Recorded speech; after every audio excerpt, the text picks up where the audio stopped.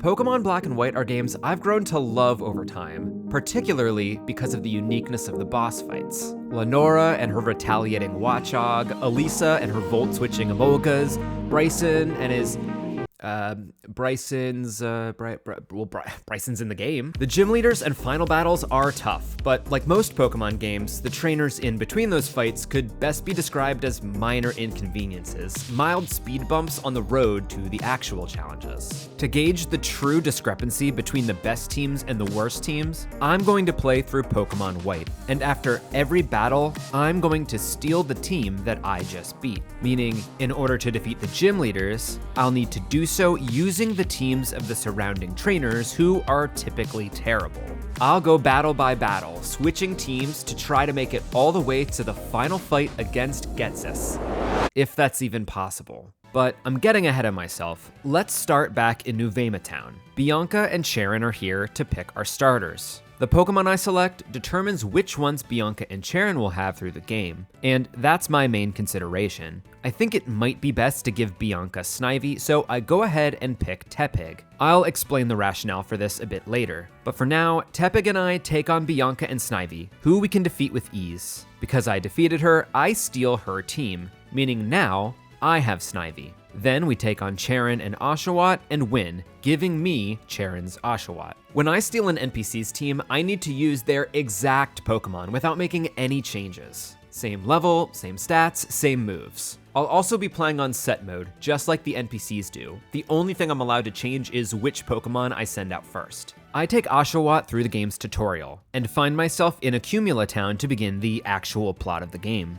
This kicks off by meeting morally gray Ferris wheel enthusiast N, who has a level 7 Purloin. The cat is 2 levels higher than my otter, and therefore just does more damage than I can. N defeats us, but that doesn't mean it's over. I'm allowed to try this fight as many times as I'd like, since this isn't about being perfect, it's about understanding what's possible. If it's possible for me to beat N with Cheren's team, that means it theoretically could have happened on the first try. And after a few tries, that's exactly what happens. Purloin joins the squad, or rather, Purloin becomes the squad, and we head to Route 2. Here we find youngster Jimmy blocking our path with his level 7 Patrat. This is a more fair fight, and Purloin can lower Patrat's attack with Growl to outdamage him, taking Patrat for ourselves. We continue to the end of the route, where we're stopped by Bianca. She wants to show off her Pokemon for some reason, like, cool dude, you caught a Lillipup? Not sure why we're bragging about that. Oh god, it's really strong. Not only does Bianca have a hard-hitting Lillipup, but she also has a level 7 Snivy. Patrat just can't deal enough damage to make it through 2 strong Pokemon. Patrat cannot beat Bianca, which means we've hit our first roadblock, where our current team cannot beat the next trainer. But roadblocks are not the end of the run. There is a way to get around them. Youngster Jimmy was not the only trainer on Route 2. Both Lass Molly and youngster Roland were available to fight. However, neither of these trainers were mandatory, so I walked right by them. Now that we've hit a roadblock, we need to find and defeat a trainer that has a chance of beating Bianca. And because we've left ourselves as many options as possible with optional trainers, we can find the right fit. None of these options are great, but youngster Roland has a Lillipup himself, easily the strongest of the early game Pokemon. But because there's just one, Patrat can defeat it. And now we have Lillipup for ourselves, who we can take to the Bianca fight. With a bit of luck from the rival selecting mostly status moves, we can power our way through to win. Roadblocks present puzzles that need to be solved, and the pieces to complete that puzzle are the surrounding optional trainers. Now that we have Bianca's team, we can head to Striaton City, where the type advantage gives us an easy win in the next required Cheren fight. Now we have to defeat the first gym leader. So I head into the gym where Oshawott can defeat Waiter Maxwell, and we can take his Lillipup to defeat Waitress Tia. Because we originally selected Tepig, we face gym leader Cress, with a level 12 Lillipup and a level 14 Panpour. Our Pokemon are just level 10 and can't even begin to compete from a strength perspective. But the wonderful thing about Pokemon is that there are so many ways to swing a fight in your benefit, and often in this challenge, we have to take advantage of everything the game offers us. Cress's Lillipup is incentivized to click Work Up to increase its attack. While this is really scary in a normal playthrough or a Nuzlocke, this actually works to our advantage here. My Purloin knows the move Sand Attack, which allows us to decrease Lillipup's accuracy. By the time it's strong enough to one-shot us, it can't land a hit, meaning Purrloin can win the 1v1.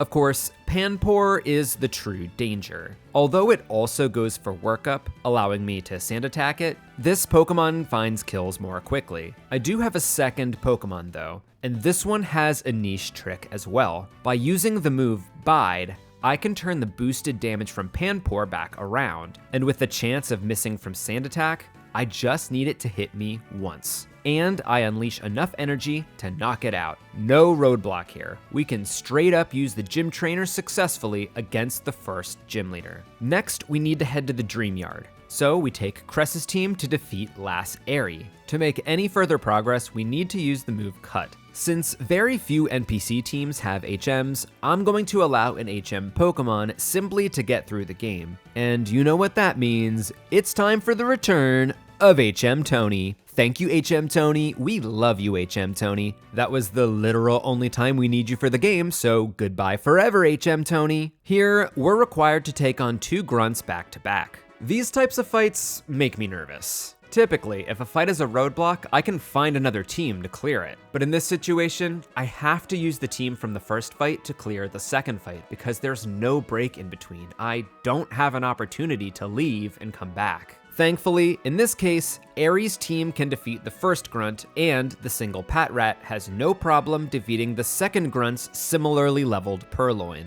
However, this is not the last back-to-back we'll face. With the Dream Yard cleared, we can now continue to Route 3. We're blocked by twins Kumi and Amy, who require us to have 2 Pokemon in our party to move forward. The final grunt just had 1 Pokemon, so we need to make a quick detour to defeat a trainer with multiple team members. Nursery Aide Autumn fits the bill, and we use her team to beat the double battle and continue on. Very soon after, we have to take on Charon. His level 14 Pokemon are certainly intimidating, but we once again use the sand attack strategy from Purrloin to avoid big damage and get the win. Charon's team has no problem against the next grunt in the Wellspring Cave, and the Patrat from that fight can be used in the following double battle. I'm totally fine letting Charon do the heavy lifting here. We can take these 2 Patrats all the way to Nacrene City, where we're blocked from going any further until we get the second badge. However, blocking us from entering the gym is N. N's Timber can low kick the shit out of me,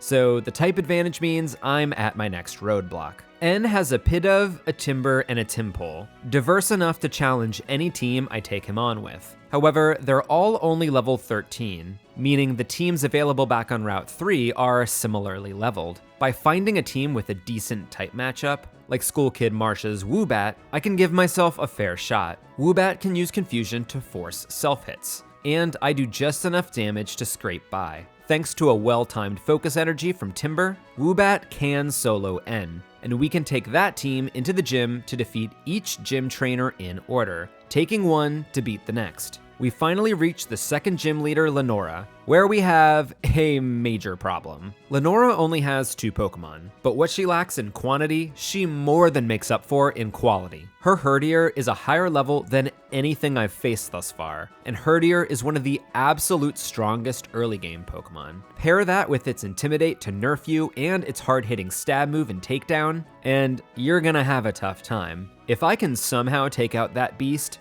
I then have to deal with an even scarier Pokemon, a level 20 Watchog. This monster knows Retaliate, which doubles in power the turn after you kill Herdier. With stab bonus, this move has a power of 210. If you somehow make it past that turn, it knows Hypnosis to slow you down and choke you out. This fight is brutal. And the 3 Herdier from the previous gym trainer gets absolutely annihilated.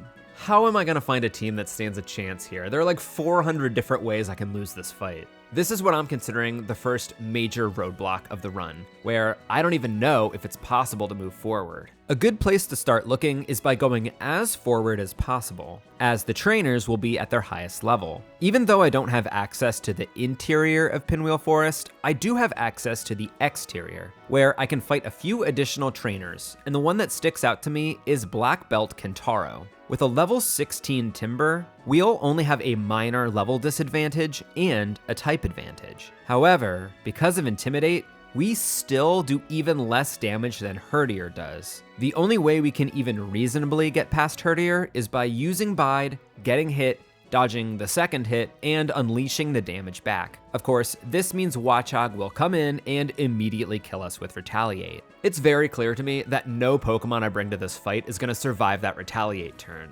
That means I need to find a team with at least 2 Pokemon. That way, the fight doesn't just immediately end. I'm also not going to overpower these Pokemon, so I need to find a creative solution to beat them. There is only one trainer that I think even gives me a chance of victory. He has 3 Tympole, all at a measly level 13. However, these all know Supersonic, not only giving me a chance to not take damage, but for the strong Pokemon to damage themselves. However, Herdier hits so hard with Takedown that we don't even have a chance to attack. The battle is over before I can get a single Supersonic off. On the surface, this seems like a done deal. Lenora is too strong of a roadblock to clear. But in this challenge, I need to look for any gaps in my opponent's armor, and there's exactly one gap here. There is a 15% chance that Herdier can miss the move Takedown, and this is exactly what I need to use Supersonic and give me a fighting chance. Now, I just need all the self-hits I can summon. After enough attempts, I get lucky enough to take out Herdier. Of course, this brings out Watchog for the immediate boosted Retaliate kill, but I have 2 more Tympoles. Watchog doesn't know Takedown, and unboosted Retaliate is just weak enough for me to survive, giving me the opportunity to use Supersonic. I still have one big problem though. Even if I get lucky on every turn, and Watchog always hits itself from confusion, Lenora then uses a healing item, giving Watchog the chance to snap out and end the fight. So I need to have Lenora use this item on Herdier instead, whose health can be lowered much quicker. Then we sacrifice a Tympole to Retaliate and use the other 2 Tympoles to take out Watchog. When it comes to major roadblocks, any small advantage needs to be exploited. That's why I love these kinds of challenges. It really makes me think about how the nuances of the game can be exploited in my favor. If you also like challenges like this, I highly recommend you subscribe to the channel. I plan to keep making videos like this for all the versions of Pokemon. With Lenora's team, we need to help Berg defeat Team Plasma in the Pinwheel Forest. These 2 Pokemon can beat twins May and Mayo, which, I'm sorry, that's an absolutely insane name to give an NPC, but anyway, we can continue defeating grunts with the previous team's Pokemon. We do run into a roadblock with Ranger Audra, who has a strong Pansage with Leech Seed. To clear this roadblock, I need to play the type advantage game. My Purloin can defeat School Kid Sammy's Munna, a defensive wall against Lass Eva's 3 Woobats. These flying types can be used to clear the Pansage roadblock, and we continue through the forest with no additional issues. This takes me across the bridge to Castelia, where I can defeat 1 Team Plasma Grunt to complete the required plot events before the 3rd gym. Here, the gym trainers can defeat the next, all the way to the gym leader Berg, who's just too strong to beat with the gym trainer. In a normal playthrough, Berg is a major pushover. You can bring any reasonably leveled fire type and sweep this fight. Maybe one of the surrounding routes has a team like this available. The Pokemon from trainers back in the forest are too low level, and I'm blocked from going forward onto Route 4. Thankfully, Castelia itself gives me another pool of trainers to look at, in the form of the Battle Company. These trainers have Pokemon around level 20, which isn't too far off from Berg's low level 20s Pokemon. One of these trainers is particularly appealing, Clerk Wade, who has each of the elemental monkeys at level 19. This is definitely the highest fire type I have access to, but every monkey will have to be utilized here, even the type disadvantaged Pansage. In fact, he starts the fight by setting up Leech Seed on Whirlipede before I bring in Pansear. Not only does Pansear have damaging fire moves, but it knows Yawn. The combo of Leech Seed and Yawn is fantastic. Whirlipede stays asleep as I heal myself every turn. Berg uses a Hyper Potion here, but I don't mind since it just gives me more turns to heal. In fact, I can force Berg to use both his Hyper Potions here, and that keeps Pansear relatively healthy. Next is Dwebble, who can deal a lot of damage with Smackdown. Thankfully, this is a great matchup for Panpour, who can outdamage Dwebble with the help of Pansage. Now it's down to just Leaveney, but I still have Panseer. I can get a yawn up and tank a hit to put Leaveney to sleep. With no hyper potions left, I just need it to stay asleep through my 4 times effective incinerates, and we can defeat Berg to get the 3rd badge. This game likes to line up rival fights directly after gym battles, which basically makes them trivial. Berg's team can easily defeat Bianca, and Bianca's team can easily defeat Charon. There are no other required fights on Route 4. So we can head all the way to Nimbasa City. We're required to fight a grunt immediately after entering the city, which is not an issue, but it does make a problem out of what comes next. Before taking on the 4th gym, we must battle N. This would be a simple fight if we still had Charon's team, but because we were forced to switch to the Grunts team, we now hit a roadblock. The good news is that we have a ton of trainers we can look to, including all of the trainers on Route 4, the Desert Resort, and even a few trainers in the Relic Castle. Even better, we aren't blocked from going ahead to Route 5, where even stronger trainers are. Some of these even have higher level Pokemon than N. The bad news is that despite all of the available trainers, none seem to be quite good enough to defeat N. His team is really diverse, and some of his Pokemon are especially difficult to take out, particularly Darumaka and Sigilyph. What could defeat Darumaka?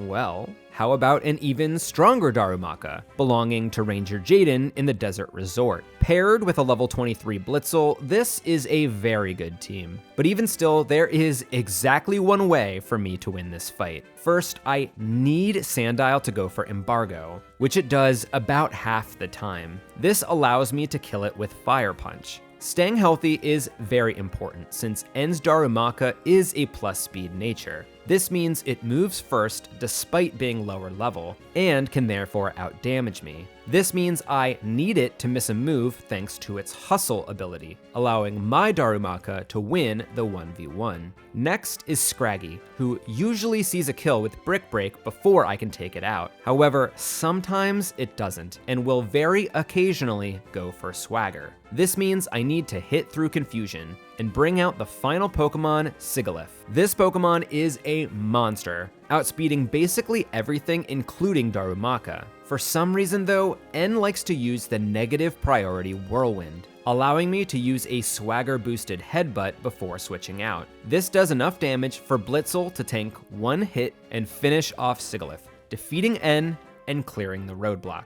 I now have access to the Nimbasa gym, so we make our way through, taking each electric team to defeat the next, bringing us to the 4th gym leader, Elisa. With an ace Pokemon at level 27, we definitely have our work cut out for us. However, electric trainers have a major disadvantage against ground Pokemon. And recall that we have access to Route 4 and the Desert Resort. Surely, we can find a team full of ground Pokemon that will easily sweep this fight, right?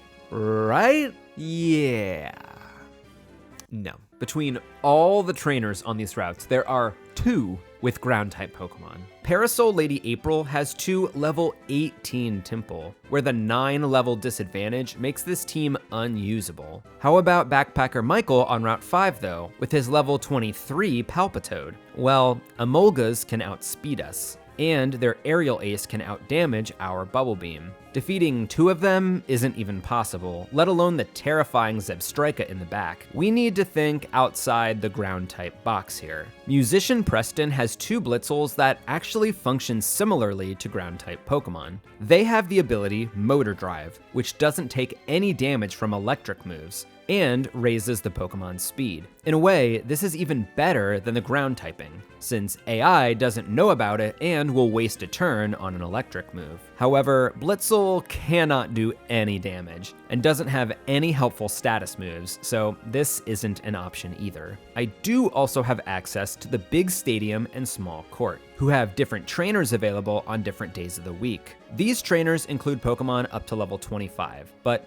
there are still no ground Pokemon. And frankly, none of these teams have the right makeup to defeat Elisa. At this point, I realized this is our second major roadblock. None of the trainers have a good matchup here, and anything with a chance of success gets immediately squashed by Elisa's pure strength. I was starting to get very, very concerned that my run would end here. But then, I realized there was something I completely overlooked.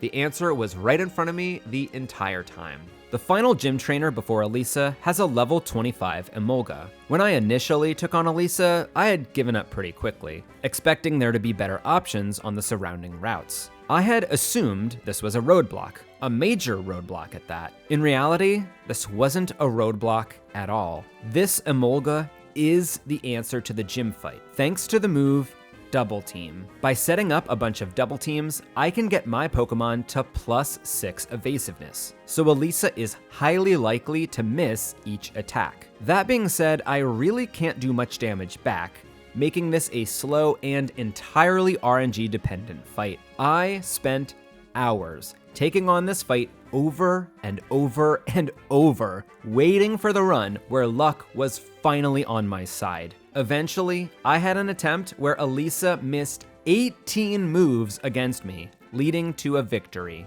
I am not against doing the dumbest possible thing if it gets me the win. Elisa's strong team can be used to defeat the required Charon fight soon after, and I take Charon's team for the required double battle right after. This is very funny because Charon and I use the exact same team. Next, I can head over the drawbridge into Driftvale, where I first need to defeat some grunts in the cold storage. I can take them on in whatever order I want, so I take them on to ensure that they can defeat the following grunt. With that out of the way, I can go straight to the 5th gym, but have trouble defeating the first mandatory gym trainer. No problem though, because I have access to the next route, where there are plenty of trainers with the grass-type Deerling. This easily defeats Worker Felix, and from here, every trainer can defeat the next, until we get to the gym leader, as expected. Clay has a really strong team here, but I have a plan. First, I need to defeat another scientist on Route 6 to get another Deerling. This lets me defeat and take the strong team owned by Clerk Isaac, including 3 level 27 Pokemon. This is all to be able to take on Charles, who is an optional triple battle in Pokemon White. My 3 Pokemon can outlast his 3 Pokemon, and give me a great option against Clay. As it turns out, all I really needed was Basculin. Clay's Krokorok goes for Swagger, bringing me to +2 attack. If I can hit through Confusion, I get a +2 attack on a strong attacker with a type advantage, meaning Basculin can completely sweep this fight all by himself. A fight that is usually a challenge is pretty trivial here, and we can use this team to crush Bianca and head into the Chargestone Cave. Here, we have no issues working through a gauntlet of grunts, but I do have to take on N at the end of the cave. The final grunts team is too weak to defeat N, but we have some great options in Ace trainers throughout the cave. Ace trainer Alyssa has a Drillbur and a Zebstrika that make this N fight much easier to clear than the last. We reach Mistralton City, but before we attempt the gym, we need to head east. I find myself at the Celestial Tower, where N's team has no problem defeating the 1 mandatory trainer in Psychic Doreen. I steal these Psychic Pokemon and take them to ring the bell at the top of the tower. Now the Mistralton Gym is available, so I head over and use these guys to take out the first trainer, Worker Cliff. Cliff has 2 Tranquil that only know the damaging move Air Slash. This does no damage against the next mandatory trainer, Sigilyph, who can retaliate with powerful Synchronizes. This team just doesn't have the juice to win. In order for me to find a team to win here, I need to look outside the gym. However, this gym puzzle involves cannons that shoot you to different levels of platforms, which often do not allow you to reach the exit. If I can't reach the exit, I can't fight other trainers to switch my team. This could be an absolute disaster. Thankfully, after taking the 2 Tranquil, I can sneak down here to reach the exit, meaning I am not stuck in the gym. The Tranquils can defeat Harlequin Ian on Route 7, whose team includes an electric-type Tynamo. This team can defeat the next trainer in the gym, and from here, every trainer can beat the next, so we don't have to worry about getting stuck. As usual, the gym leader is a roadblock though, as my 1 Swoobat with only Air Slash cannot do any damage. My first thought is to use the team of Pokefan Jude, who has an Emolga and a Herdier. Emolga obviously has a type advantage here, but Swoobat loves to use Amnesia to raise his special defense, nerfing my electric moves. Instead, I decide to start with Herdier, who can increase his attack with Workup, and ignore Amnesia boosts to one-shot with Crunch. I can also deal damage on Unpheasant before dying, and bring in Emolga to clean up. With ×4 type advantage, we can win the damage battle here, defeating Skyla with a random team from Celestial Tower. I take Skyla's team to the entrance of Twist Mountain, where I have no trouble defeating Charon. From here, we cruise through the cave using each team to beat the next, arriving in Icarus City. We're forced to get the 7th badge before doing anything else, so I start to work my way through the trainers. My first roadblock is Battle Girl Mikiko, where her Vanillish's Mirror Shot is super effective against other ice types. Finding a solution to this isn't hard though, as many of the workers from Twist Mountain have teams with advantages here. We continue through the gym until we get to Bryson. Bryson is a huge pushover, and we just need a type advantage for a good shot. Worker Rich seems like my best bet, as his Girder and Boldor both have type advantages. We breeze through without any issues, and obtaining the 7th badge allows me to enter the Dragon Spiral Tower. There's a bunch of grunts here, but all of their teams can be used to defeat the following team. At one point, there's even a gauntlet of 4 straight fights. If even one of these couldn't be beaten by the previous team, we'd be done. But all of their teams are so weak that simply being a human and playing optimally gets us the win. Once we get to the top, we need to head back to the Relic Castle for more grunt fights, but still no roadblocks here. Finally, after getting the Darkstone and Nakreen, we can actually continue forward. We do have a fight with Bianca here, and unlike usual, we don't have a Gym Leader's team to wreck her. This is probably the most difficult rival fight in the game, and it's actually why I picked Tepig back at the very beginning. I wanted to give Bianca Superior here to get the easiest fight possible. There are some very good trainers back in the Moor of Icarus, but to get there, I'm required to take on Pokemon Ranger Annie and her Chinchino. Then I can head in and defeat Pokemon Ranger Harry and his 2 level 35 Pokemon. I'm still at a huge level disadvantage here, but this is the best I'm gonna get. Bianca's Stoutland is an absolute monster, and it knows Work Up to make it even stronger. Thankfully, I have an even better setup move. If I keep pace with Stoutland using Dragon Dance whenever it uses Work Up, I will take no damage. Then I outspeed and kill with Dragon Claw, and from there, we one-shot every member of her team. Setup moves, like usual, are elite. From here, we don't need to fight any additional trainers to make it to Opelucid City. And now, it's time to take on the final gym. A Dragon-type gym in this run presents an interesting challenge, as it's one of the only types that's super effective against itself. That is the opportunity to make things really good, or really bad. Take the first gym trainer, Ace Trainer Webster. His Fracture is fast and hits hard, so when we take it to the next trainer, he can outspeed and one-shot the opposing Dino. Great, but then we take the Dino to the next trainer with 2 Fractures. As we know, these can outspeed and one-shot Dino, giving me legitimately 0 chance to win. All 8 gym trainers are mandatory in this gym, and the puzzle with moving dragons can create situations where sometimes you're trapped and you can't reach the exit without moving forward. If one of these unwinnable fights aligns with a trapped overworld puzzle, the run is over. Right here, right now. Thankfully, we're not that deep into the gym yet, so it's pretty easy to leave. I can defeat Biker Zeke on Route 9 to get Pawniard, who can resist the moves of a very strong Stoutland from Lady Isabel. Stoutland can outlast the Fractures, and we're on our way until the very next fight. Ace Trainer Clara also has a Fracture, but it's a higher level. Because it's not a minus speed nature and neither of my Fractures have a plus speed nature, it outspeeds and kills them both. In this gym, speed is everything.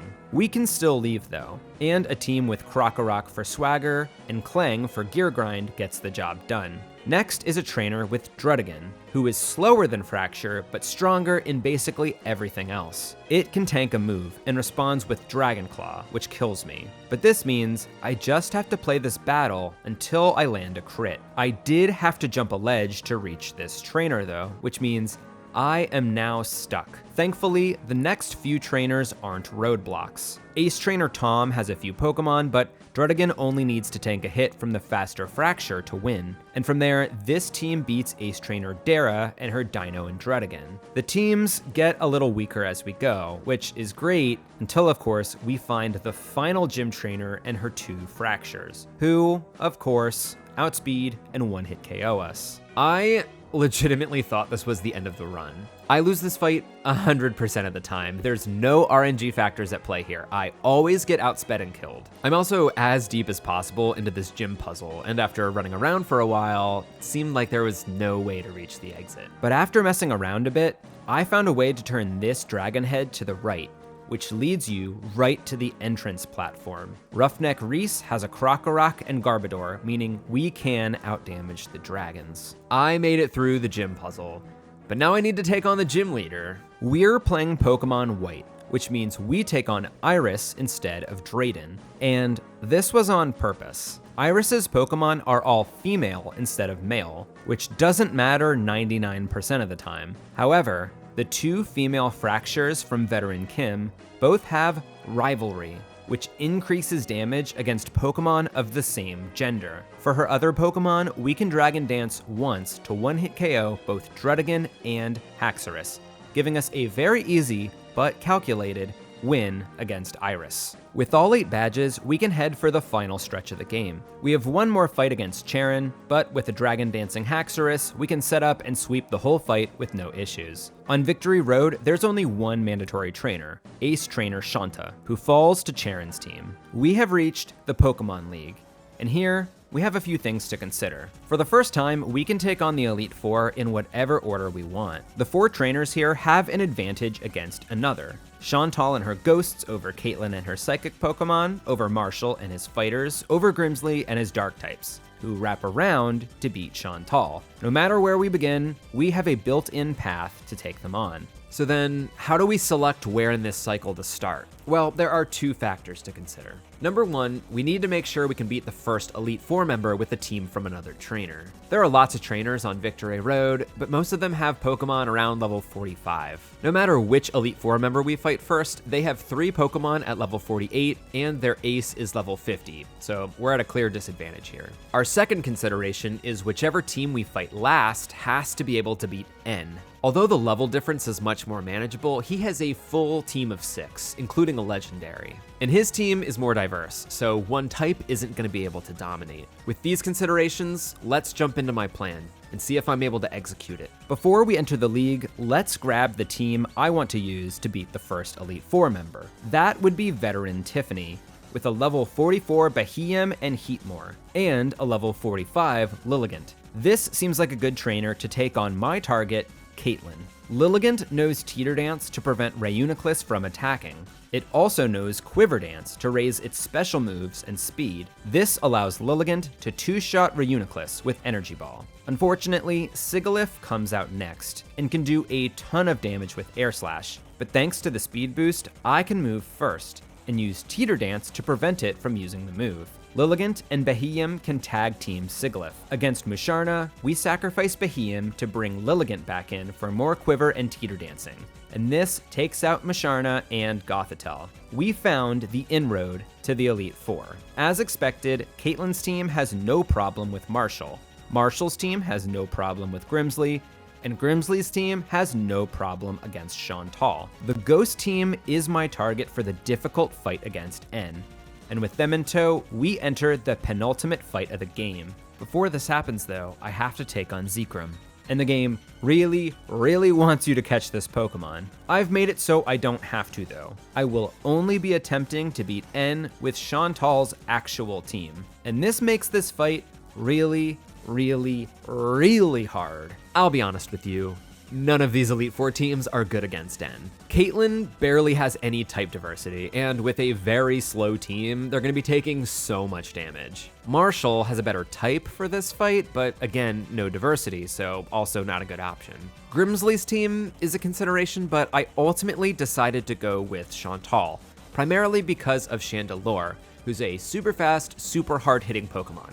Plus, she has good type diversity too. This fight is absolutely brutal. Reshiram's Fusion Flare one-shots most of my Pokemon, Caracosta's Sturdy means it always has a chance to attack, and Archeops knows Acrobatics to deal an insanely fast 110 base power move to your face. I tried this fight probably 100 times, accounting for every little factor. By the end, I came up with exactly one way for me to even have a chance here. I have to start with Golurk because it can survive a fusion flare from Reshiram. Golurk can retaliate with a super effective Earthquake, but it still has to crit to take out the legendary. Next is Vanillux, who sees a kill with Blizzard. So we switch into Chandelure and pray for a Blizzard miss. We can outspeed and one-hit KO with Fire Blast, which brings out Caracosta for Stone Edge. This move can miss, but we don't need it to here, because Cofagrigus has one job: get hit and change Caracosta's ability from Sturdy to Mummy, so that Grass Knot immediately kills it. He can now be sacked to Archeops, giving us a safe switch to Jellicent. Archeops outspeeds and 2-hit KOs, but we 2-hit KO too. So we just need it to miss one move for us to 1v1. Kling Klang is next, and we can sacrifice Golurk to bring in Chandelure for free. As it goes for Metal Sound, we can one-shot with Fire Blast, and that just leaves Zoroark. Because we still had health from the Blizzard miss, we can tank one Night Slash and retaliate with a Fire Blast that OHKOs and gives us the victory over N. However, we have one fight left, since Pokemon Black and White have 2 post-Elite Four battles. This time, we take on Ghetsis. And if you thought the N fight was brutal, you'd be right, this one's much easier. Everyone can basically 1v1 someone on Ghetsis' team, and with the legendary Reshiram fusion flaring a bunch, we beat this fight almost immediately. From a lowly Tepig, stealing teams and getting better and better slowly across Unova, hitting roadblocks and finding a way to clear each of them, we've defeated the final trainer of the game and become the Pokemon champion. Thank you so much for watching this video to the end. It definitely gave me a few scares on if it was going to be possible or not. I'm definitely going to be trying this challenge on Black and White 2 next, so let me know in the comments if you want me to do this on challenge mode or if I should try it with the weird quirk about easy mode. Let me know. I had a blast with this one. I hope you did too. If you like Pokemon content like this, please subscribe to the channel. That would be amazing. Okay, bye, bye, bye, bye, bye, bye, bye, bye.